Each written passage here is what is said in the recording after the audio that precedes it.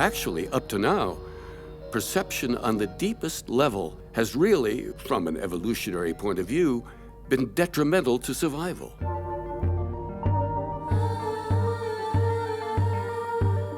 If primitive man had been content to sit on a ledge by his cave, absorbed in a beautiful sunset or a complex cloud configuration, he might never have exterminated his rival species. But neither would he have achieved mastery of the planet.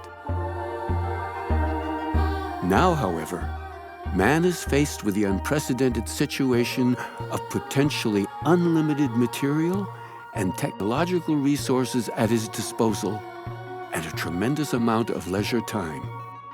At last, he has the opportunity to look both within and beyond himself with a new perspective without endangering or impeding the progress of the species.